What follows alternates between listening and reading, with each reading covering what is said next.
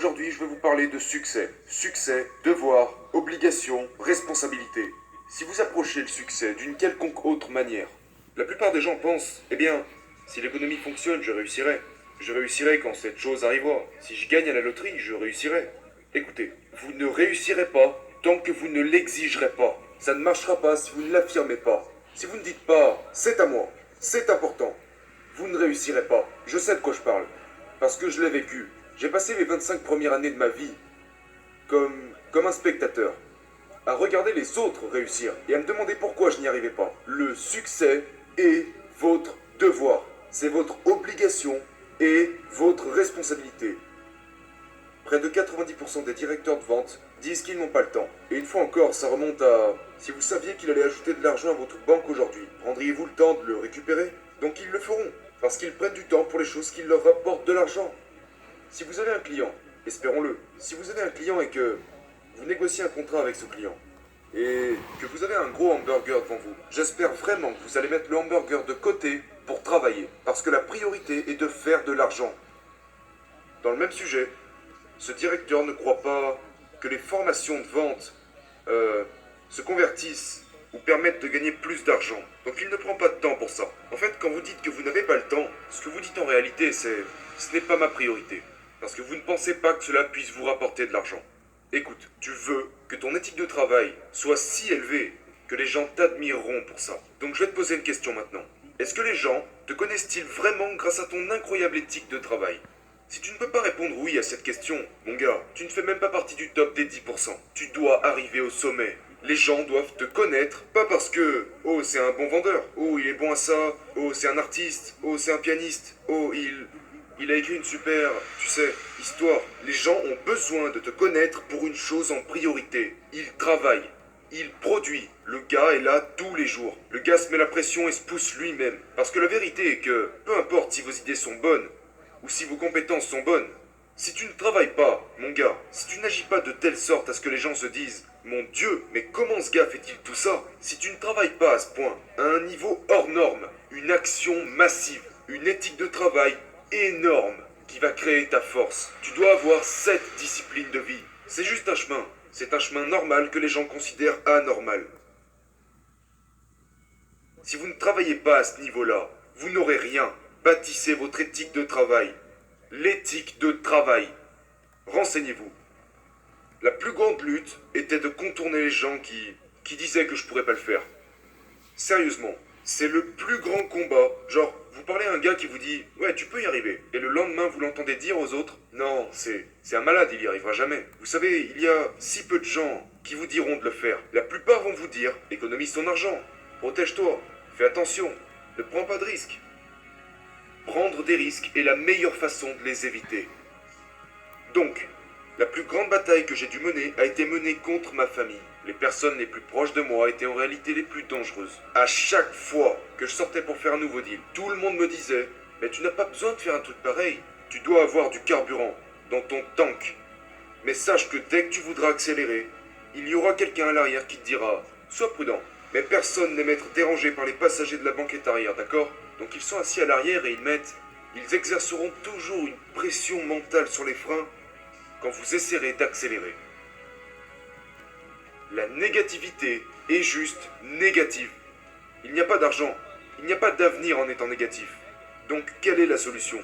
Tu sais, je ne peux pas faire ça, nous ne pouvons pas faire ça, ça ne peut pas arriver, c'est pas possible. Oh mon Dieu, les taxes sont trop élevées, les taxes sont trop... Tu es pessimiste, mon gars.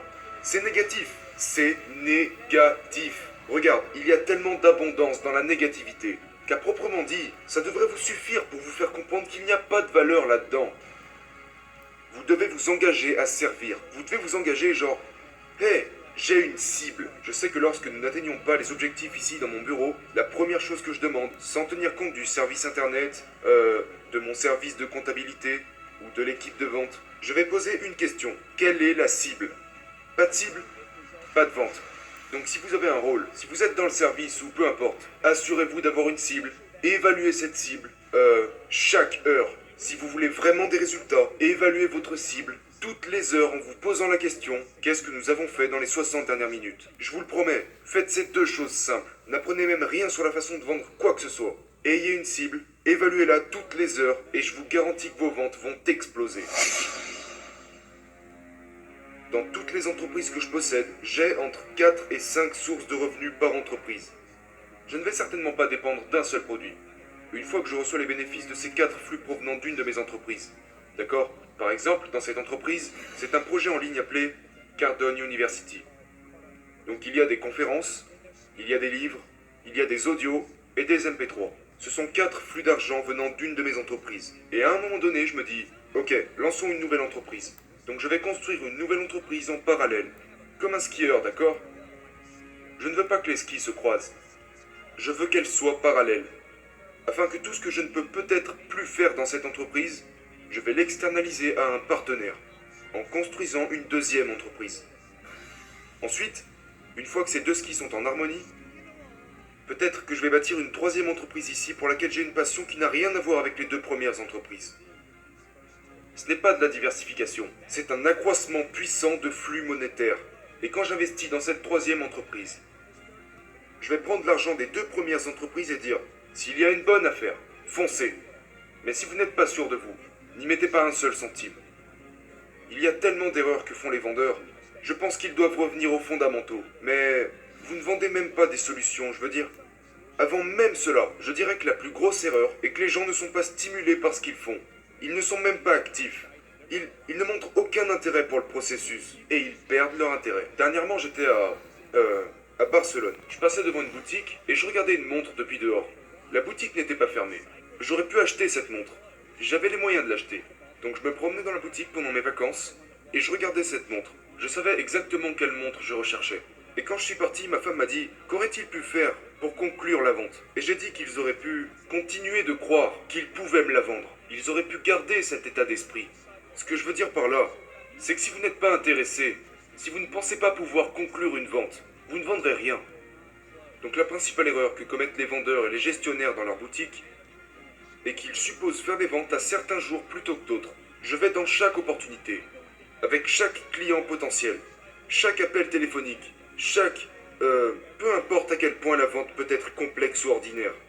J'ai la conviction que je peux vendre ce produit, ce jour-là, à tout moment. Exploitez votre potentiel, pas votre quota. Si vous voulez rester vraiment motivé, si vous voulez répondre à la question de savoir pourquoi les gens qui ont déjà réussi continuent de travailler, c'est parce qu'ils n'opèrent pas sur des quotas, ils opèrent sur leur potentiel.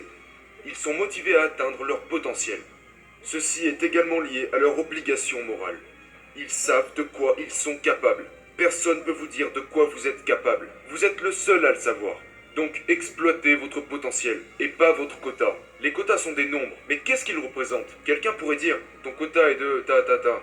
Ok, mais basé sur quoi? Comment tu es arrivé à ce quota? Les gens choisissent un certain quota ou un certain nombre parce qu'ils pensent que c'est important ou simplement pour se comparer à d'autres personnes dans leur industrie.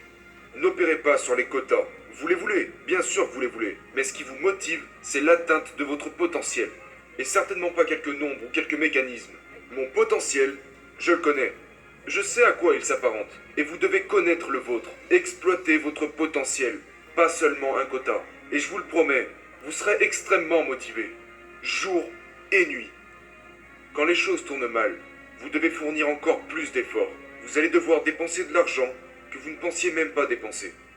Mais accrochez-vous, restez dans la course. N'abandonnez pas, travaillez. D'accord? Je sais à quel point c'est dur. Je sais que c'est dur. Je sais qu'il y a des moments où vous vous dites « Mon Dieu, mais qu'est-ce que je suis en train de faire ?» Accrochez-vous et continuez de travailler.